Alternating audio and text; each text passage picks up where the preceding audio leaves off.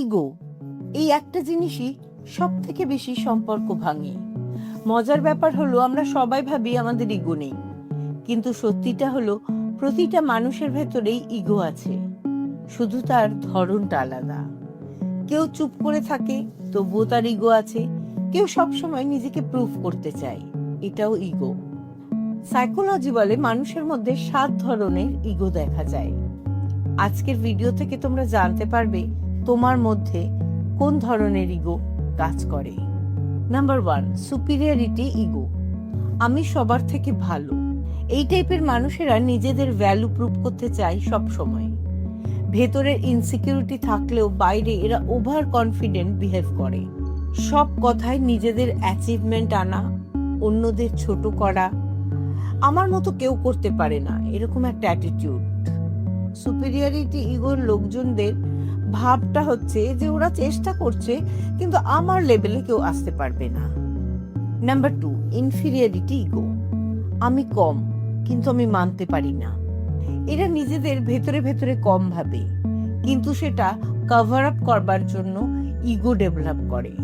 বারবার comparison, criticism সহ্য করতে না পারা, নিজেকে প্রুফ করবার একটা হিডেন প্রেশার এদের মধ্যে কাজ করে।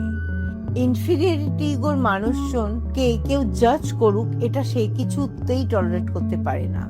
Number 3, defensive ego. ভুল মানি না। নিজের ইমেজ পারফেক্ট করবার জন্য এরা নিজেদের ভুল কিছুতেই অ্যাকসেপ্ট করতে চায় না। কোনো ভুল করলেই এক্সকিউজ দেওয়া, অন্যের উপর দোষ চাপিয়ে দেওয়া, আমি ভুল না, এই ধরনের একটা মাইন্ডসেট। ডিফেন্সিভ ইগোর লোকেদের মূল বক্তব্যটা হলো যে আমি ভুল করিনি, পরিস্থিতিটা অন্যরকম ছিল। Number 4, silent ego. চুপচাপ দূরে সরে যাওয়া। এরা ওপেনলি রিঅ্যাক্ট করে না। এরা ভেতরে ভেতরে হার্ট হয় এবং তার থেকে একটা ডিস্টেন্স তৈরি করে। সামনের মানুষকে ইগনোর করা, কথা না বলা, সাইলেন্ট ট্রিটমেন্ট, এটা কিন্তু খুব ডেঞ্জারাস একটা ইগো। এই সমস্ত মানুষের মনোভাব, আমি কিছু বলবো না, কিন্তু আমি আর আগের মতো থাকবো না। Number 5, attention ego. সবাই আমাকে নোটিস করুক। এরা ভ্যালিডেশন আর অ্যাটেনশনের উপরেই ডিপেন্ড করে। সোশ্যাল মিডিয়ায় ভ্যালিডেশন খোঁজা, সব সময় হাইলাইট হতে চাওয়া, অ্যাটেনশন না পেলেই আপসেট হয়ে পড়া। অ্যাটেনশন ইগোর লোকজনদের মনোভাব, আমার পোস্টে এত কম লাইক কেন। Number 6, control ego. এরা সিচুয়েশন, মানুষ, সবকিছুকেই কন্ট্রোল করতে চায়। ডিসিশন ডমিনেট করা, অন্যদের ওপিনিয়নকে ইগনোর করে দেওয়া। কন্ট্রোল হারালে অ্যাংজাইটি এদের মধ্যে দেখা যায়। আমি যেভাবে বলছি সেভাবেই করতে হবে, এটাই হচ্ছে কন্ট্রোল ইগোর আসল উদাহরণ। নাম্বার 7, মরাল ইগো। আমি সবসময় ঠিক। এরা নিজের বিলিফ সিস্টেমকে অ্যাবসলিউটলি ট্রুথ ভাবে। অন্যদের জাজ করা, নিজের মতামত অন্যদের উপর চাপানো, আমি ভুল হতেই পারি না, এই ধরনের একটা অ্যাটিটিউড। আমি যেটা বলছি সেটাই ঠিক, বাকি সব ভুল।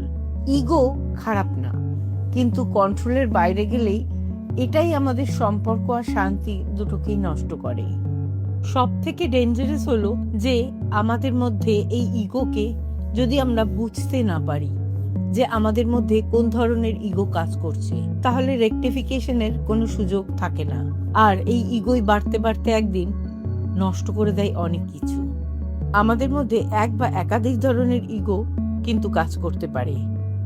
এখন বলো তুমি কোন ধরনের ইগোর সাথে রিলেট করছো? চটপট কমেন্ট লিখে জানাও। আর ভিডিওটা ভালো লাগলে অবশ্যই বন্ধুদের সাথে শেয়ার করো। আর এরকম আরো রিয়েল সাইকোলজি জানতে অবশ্যই ফলো করো টিএমবি ফ্যাক্টকে। ভালো থেকো সবাই, আজকে এই পর্যন্তই, টাটা।